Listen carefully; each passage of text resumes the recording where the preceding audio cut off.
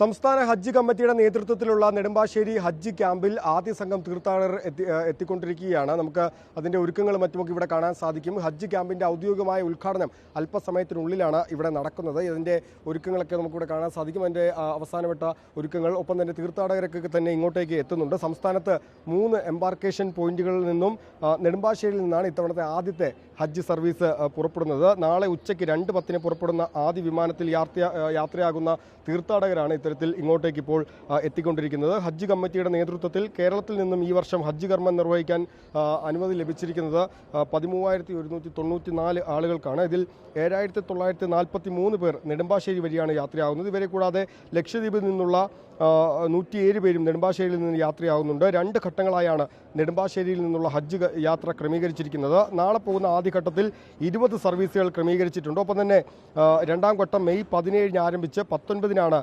അവസാനിക്കുക. ഇതുമായി ബന്ധപ്പെട്ടുള്ള ഉദ്യോഗസ്ഥ സംഘമൊക്കെ തന്നെ കഴിഞ്ഞ ദിവസങ്ങളിൽ ചുമതല ഏറ്റെടുത്തിരുന്നു. ഏതായാലും ഇവിടെ അതിൻ്റെ അവസാനവട്ട ഒരുക്കങ്ങൾ നടക്കുന്നതൊക്കെ നമുക്ക് കാണാൻ സാധിക്കും. ഇതിൻ്റെ ചുമതലപ്പെട്ട ഉദ്യോഗസ്ഥരും അല്ലെങ്കിൽ ഇതുമായി ബന്ധപ്പെട്ട ആളുകളൊക്കെയാണ് ഇവിടെ ഇപ്പോൾ അവസാനവട്ട യോഗവും മറ്റും ചേരുന്നത്. നേരത്തെ ബെന്നി ബെഹനാൻ MP ഇങ്ങോട്ടേക്ക് എത്തിയിരുന്നു. ഇതിൻ്റെ ക്രമീകരണങ്ങളെല്ലാം തന്നെ അദ്ദേഹം വിലയിരുത്തുകയും ചെയ്തിരുന്നു. ഈ ഹജ്ജ് ക്യാമ്പിൽ ഇങ്ങോട്ടേക്ക് എത്തുന്നവർക്ക് വിശ്രമിക്കാൻ അല്ലെങ്കിൽ കിടന്നുറങ്ങാൻ അടക്കമുള്ള എല്ലാ സൗകര്യങ്ങളും ഒക്കെ തന്നെ ഇവിടെ ഒരുക്കിയിട്ടുണ്ട്. ഇവിടെ ആളുകളൊക്കെ തന്നെ ഇങ്ങോട്ടേക്ക് എത്തുന്നുണ്ട്. ഏതായാലും ഇപ്പോൾ എങ്ങനെയാണ് ഹജ്ജ് ക്യാമ്പ് ആരംഭിക്കുകയാണ്?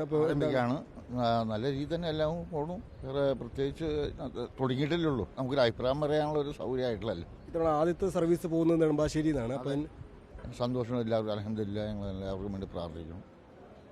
അപ്പം അങ്ങനെ വലിയ സന്തോഷത്തിലാണ് ഈ തീർത്ഥാടകർ ഇങ്ങോട്ടേക്ക് എത്തുന്നത്. ഏതായാലും ഹജ്ജ് കർമ്മം, പരിശുദ്ധമായ കർമ്മം നിർവഹിക്കാൻ അവസരം ലഭിച്ച ആളുകൾ വലിയ സന്തോഷത്തിൽ, അവൾ സ്വന്തം കാര്യങ്ങൾക്ക് വേണ്ടി മാത്രമല്ല മറ്റുള്ളവരുടെ അല്ലെങ്കിൽ അവർക്കറിയാവുന്ന എല്ലാവരുടെയും നന്മയ്ക്ക് വേണ്ടി കൂടിയാണ് ഈ ഹജ്ജ് കർമ്മം നിർവഹിക്കുന്നത്. അപ്പോൾ അത്തരമൊരു മഹത്തായ കാര്യം, അത്തരമൊരു പരിശുദ്ധമായ കാര്യം ചെയ്യുന്നതിന് മുന്നോടിയായുള്ള ഒരുക്കങ്ങൾ, അതിനുവേണ്ടി ഇങ്ങോട്ടേക്ക് എല്ലാവരും എത്തിക്കൊണ്ടിരിക്കുകയാണ്. വീഡിയോ ജേർണലിസ്റ്റ് ജിതിൻ ജോസഫിനൊപ്പം റിപ്പോർട്ടർ നിതിൻ സേവ്യർ.